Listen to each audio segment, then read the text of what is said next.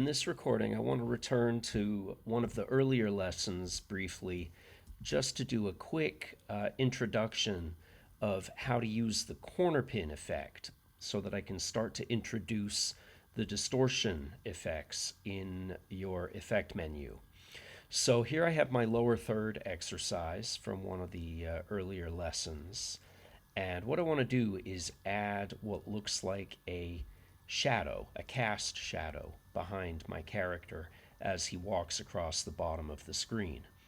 Now, later in the training, I will show how you can set that kind of thing up using 3D layers and using virtual lighting. But in this example, like I said, I want to introduce how to use the distortion effects, or at least one of the distortion effects. So I'm going to go about doing this kind of in the same way that you might do it in Photoshop, by duplicating the layer and, adding effects and distorting the layer to create what looks like a shadow. So I'll start by duplicating my character layer, choosing Edit, Duplicate, and then I'm going to rename that layer by hitting Return on the keyboard, and I'm going to call it Shadow. And then I'm going to add some effects to that layer. So I'll start with Effect, Color Correction, Hue and Saturation, and in the effect controls, I will put the lightness at -100, so it turns the layer solid black. Now I'm going to add the corner pin effect to skew the perspective of the layer. So under the Effect menu, under Distort, so these are all the different distortion effects you can use to distort and deform your layers. So this is a good area to start exploring at this point in the training. The corner pin effect is one of the most useful ones. It's basically the same thing as your Edit, Transform, Distort feature in Photoshop. What it does, if we zoom out, you can see it's added pins or control points to the four corners of the layer. And if I drag those, you can see that I can distort the layer. Now, what's happening here, though, you can see it's using the full size of my frame because I have the collapse transformation feature turned on for this layer. You may recall, if you watched the earlier lesson, that I turned on the layer's collapse transformation feature here to solve the layer clipping issue, where in the pre-comp, the feet and the top of the head were going into the gray area and getting cut off by the frame boundary. So I clicked the collapse transformation switch to solve that. Well, that means that it's using not the layer size, but it's using the size of this composition frame. And you can see that even though that's kind of working, it starts drifting away. See that? It starts to kind of pull away. So this is actually an example where the collapse transformation feature kind of gets in the way.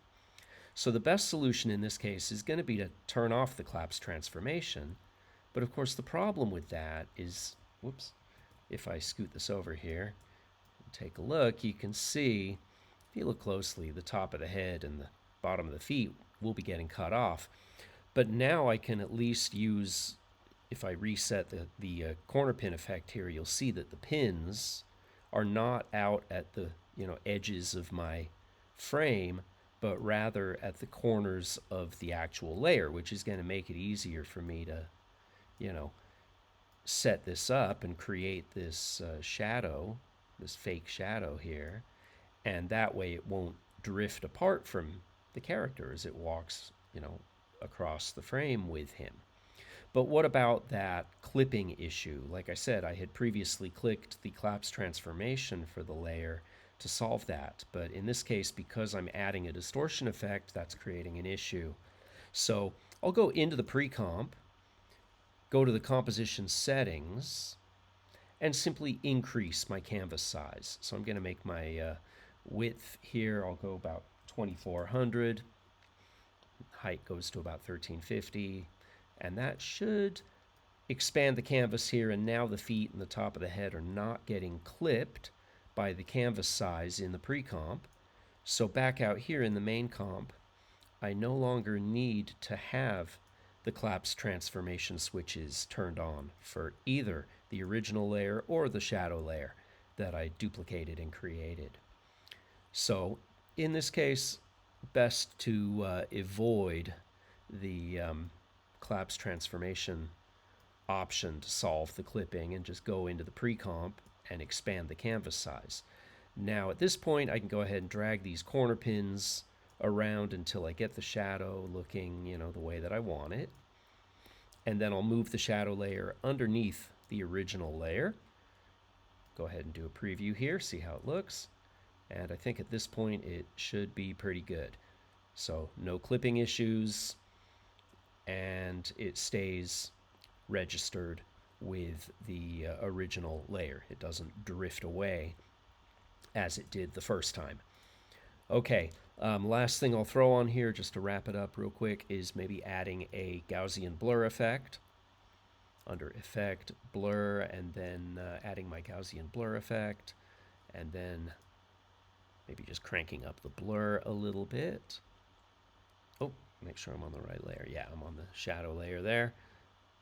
There we go. And then I might also use the layer opacity. If I hit T for opacity,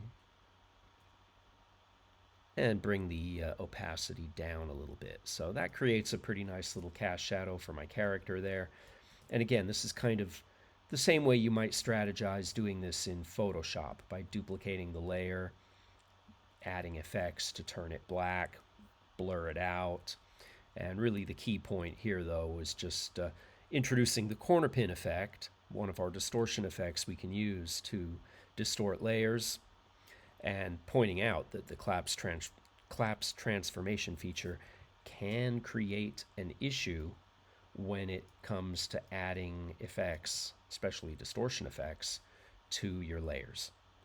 All right, hopefully this gives you some ideas. Ooh, I am noticing there that my text layer pops a little bit when I change the canvas size. I think that may have moved the position, anchor point for the layer, and that of course is affecting the linking or parenting. So what I would need to do here is fix that. If I go to that duplicate, delete it, bring the out point back out, and then do my split layer again. Do Edit, Split Layer, and then turn off the linking for after the split. There we go. That should solve that issue. So the position doesn't pop. See, there's all kinds of little issues that can come up when you change canvas sizes. Something to keep in mind. All right, hopefully this gives you some ideas as far as introducing the distortion effect, and I will see you in the next recording.